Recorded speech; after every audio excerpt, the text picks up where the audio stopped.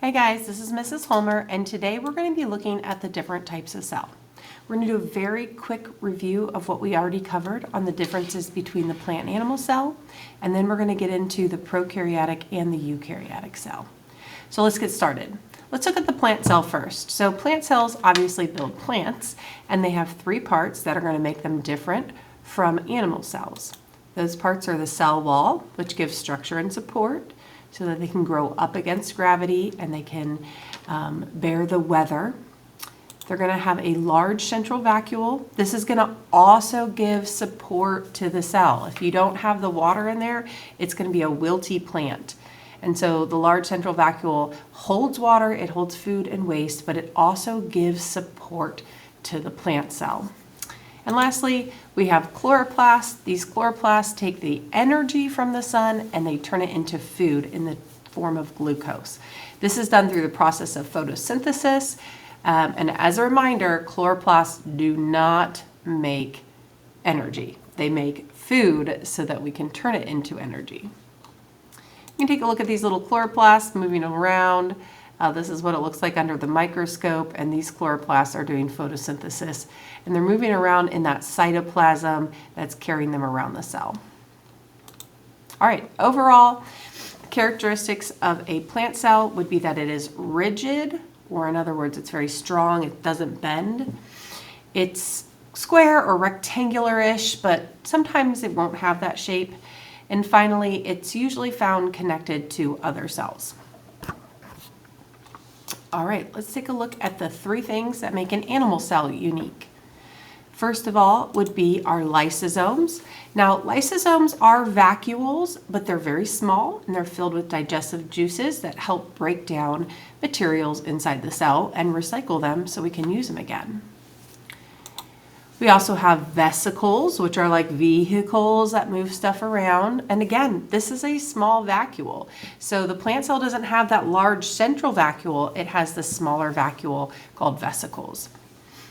And lastly, this is pretty rare to find in an animal cell, but you might see the presence of cilia and flagella on an animal cell, either the hair-like extensions or the tail-like extensions that are used for movement. You can see them here in this protist.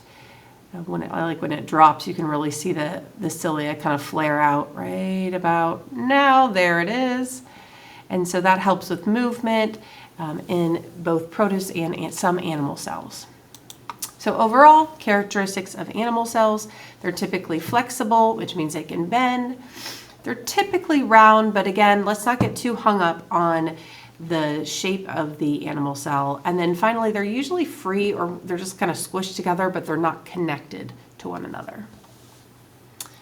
All right, so that's the differences between plant and animal cell. Let's take a look very quickly at this presentation here. And I want to point out some of these different cell parts to you. So all cells, no matter what, are going to have four things. So this plant cell is no exception. It's going to have the cell membrane to control what comes in and out. It's going to have cytosol, the jelly or goo that fills up the cell. And it's going to have ribosomes, which make protein. The fourth thing would be DNA, which would be found here in the nucleus, but it is not pictured here. Now, plant cells will have three things that are special to them, or can have these three things.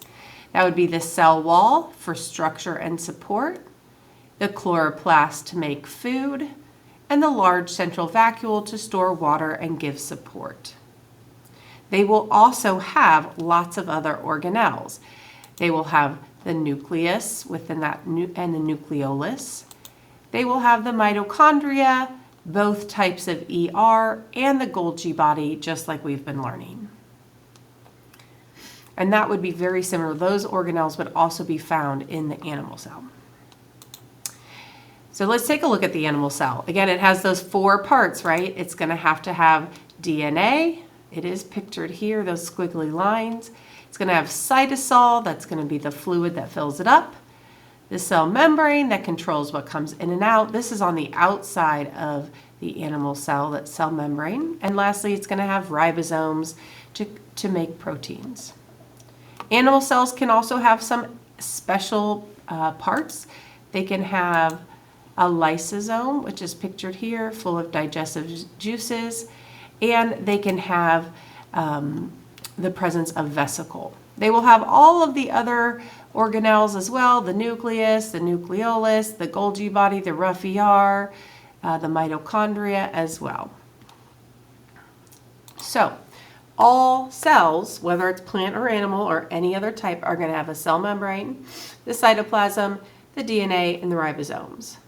The plant cell might have chloroplast, a cell wall, as well as, which one am I missing? Chloroplast, cell wall, and large central vacuole. Man, I had a blank there for a second.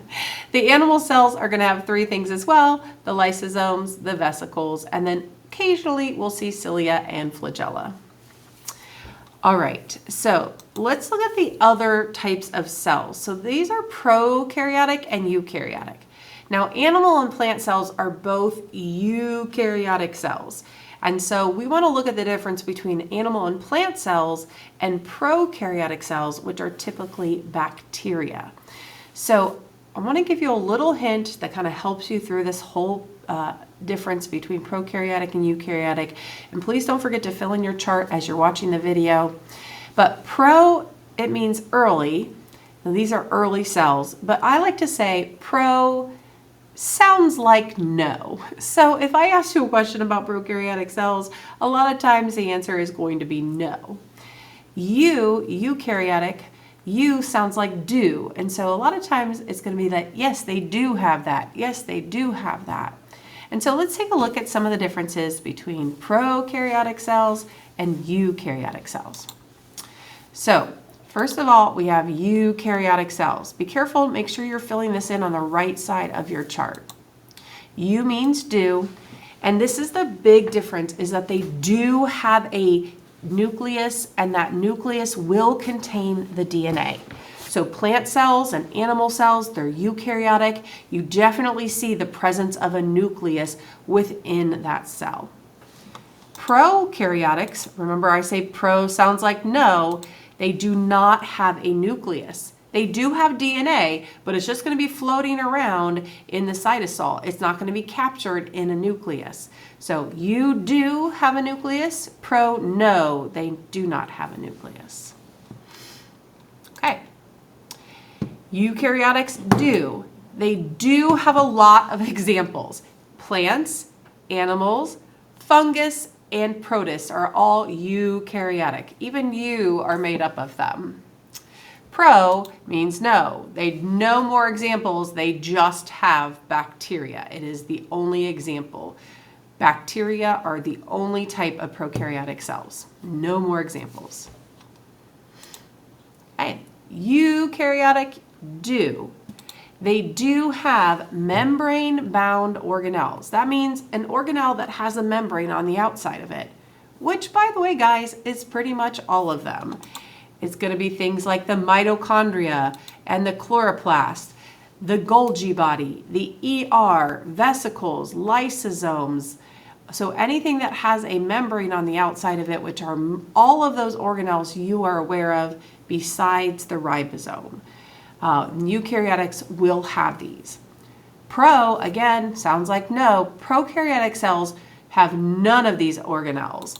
They have no membrane-bound organelles. So you won't see Golgi bodies. You won't see ERs. You won't see mitochondria or Golgi body. You won't see any of those. Literally, the only organelle they have is the ribosome. They don't have a nucleus. They just have ribosomes, and then they have DNA.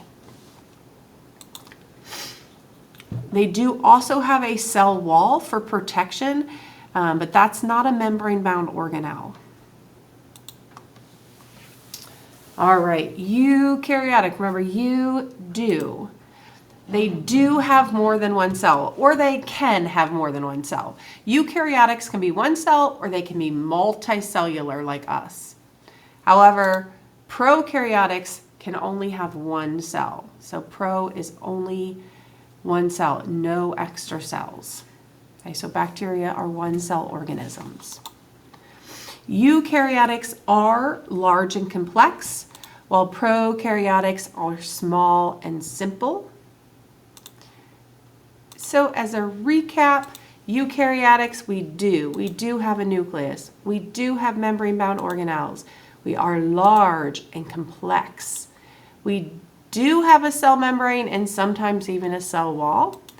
And we have a lot of examples. We do have a lot of examples: plants, animals, fungus, and protists.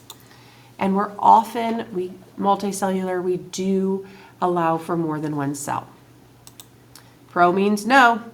No nucleus, no membrane-bound organelles, only those ribosomes. They are small. They are super simple. They do have a membrane and a cell wall. That's about all they got.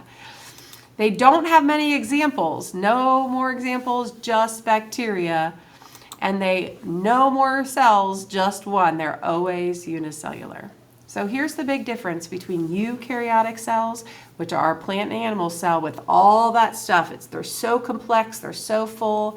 And then our prokaryotic cells, which are going to be really, really small comparison. So we have these big cells and these tiny cells, and they're going to be basically empty with just DNA and some ribosomes, maybe some cytoplasm to fill them up.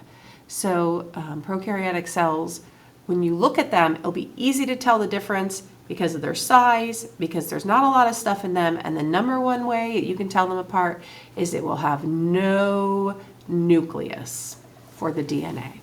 All right, hope that helped, guys. Enjoy the rest of your day.